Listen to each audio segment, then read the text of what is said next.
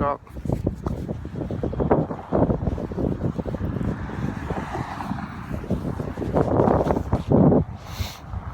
Alright, what's up? This is Joshua. Daily video vlog. Let's see. Let's go for a long walk today. It is 16 degrees out in Minneapolis, and it feels like it. Actually, it doesn't really feel like it. It's really sunny and nice, but I've already got the cold tears streaming down my face. So I'm sure I'll be winded and breathing heavy.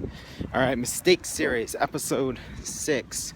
My wife and I, I feel like the bulk of this centers on me running a graphic design studio poorly for a great many years. And so the next part of this would be more mistakes from that. And so let's see. So me and my wife started the studio together. For a long time, it was just a side project, and it was like our real thing, or it was an unbelievably expensive hobby with a tax ID number. And one of the biggest possible mistakes that we made, which I now believe is just a cardinal rule: never start a two-person creative studio of any kind unless both of those people are like extroverts who effortlessly network and sell. But as we all know, creative people who are extroverts that effortlessly network and sell are rare. Like, those are the real sort of unicorns in the creative world, I think. And so, so what we did, so we're both total introverts. Like, we've always been super introverted, and didn't have any kind of like business training whatsoever, and we decided to start a studio. And I don't know what we were thinking, because you can start a studio without trying to like put much effort into getting clients if you are, again, like an effortless networker and you just know lots of people very naturally and you're not afraid to talk about yourself. But if you're like a sort of insecure introvert, which is the particular brand of introverts that we are,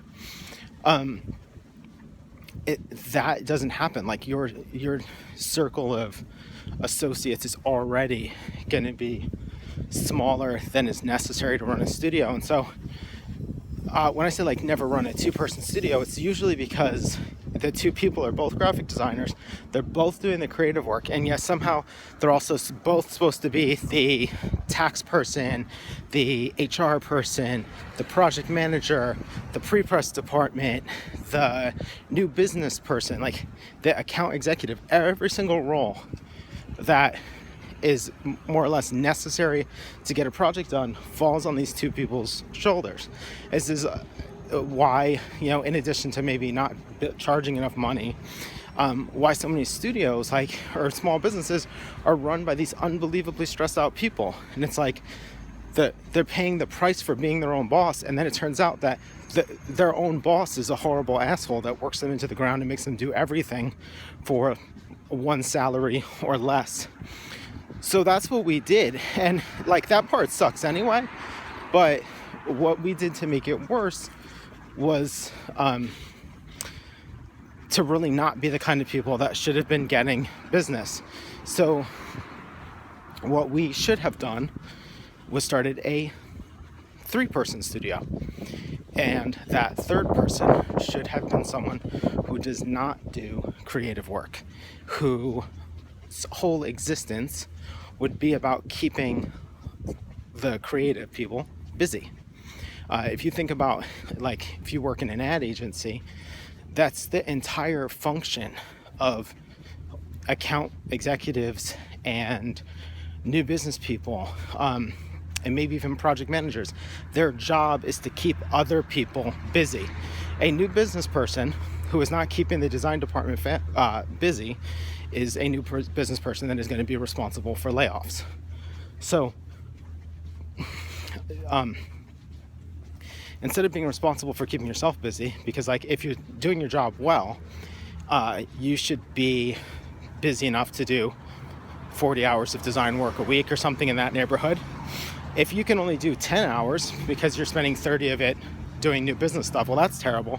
But on top of that, if you're terrible at new business stuff and you're spending 40 hours a week designing, but you're not working and getting in new work, you're in a very rough position. And the kind of people who can manage all of that well, they're very rare. If anything, I suspect they're very rare, and they charge lots of money so that it is worth their time both to design and be the account executive / new business person.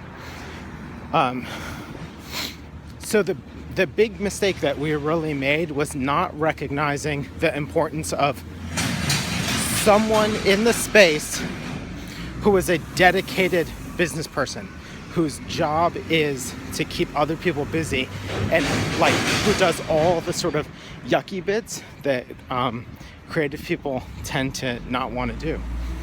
And I don't know if I can put that any more simply. There's a lot of arguments for delegation and not being the people doing every single element, but the really most basic core one is, if you get anxiety about getting business, like having to go meet new people or talk to people, or like if you're the kind of person who gets anxiety going to a party, you should probably not be the person in charge of keeping yourself busy. There should be someone else who is energized by the same social situations that you find that they kind of make you freeze up. Because that should have been a huge sign for me and my wife. I'm not really sure what we were thinking or how we thought we would get around it. Maybe we just thought, like all design studios, that this is just like how they operate, and that eventually they get over it. The other thing that I noticed was how often two-person design studios go out of business. All two-person design studios seem to go the same route. They get acquired and folded into a larger advertising company, or they both teach, and they depend on usually a partner's income to supplement the thing that they're doing. And then the last one that is really common is they have a really great run, and then they split up, and one person goes into an ad agency and the other person goes into teaching. It's typical and consistent. So if you're thinking, like, you're a student right now and you're thinking that you're gonna leave and go into business with another person, I mean, no matter what, you actually do want to find that third person whose job it is to keep you busy and doing what you're good at. But if on top of that you are naturally introverted, yeah, work on it, definitely work on it, but also acknowledge the truth of the situation and realize, like, it's gonna be very hard to extrovert yourself. So find that person whose job it is that allows you to be holed up doing the work, meeting with clients after there's been some initial contact, and that just allows you to be the designer, to be the business owner, and not a bunch of roles that maybe you're not suited for. Because if it's not apparent from the way I'm talking, we were not suited for that role, period. And as time went on, that became more and more clear. And now I look back on it and think, obviously we were smoking crack. Like, how do two sort of lifelong introverts suddenly expect to start networking and making friends and approaching people when that was like not the way we had lived life previous to that? All right, I hope that that's helpful. Leave any questions or comments if you have them.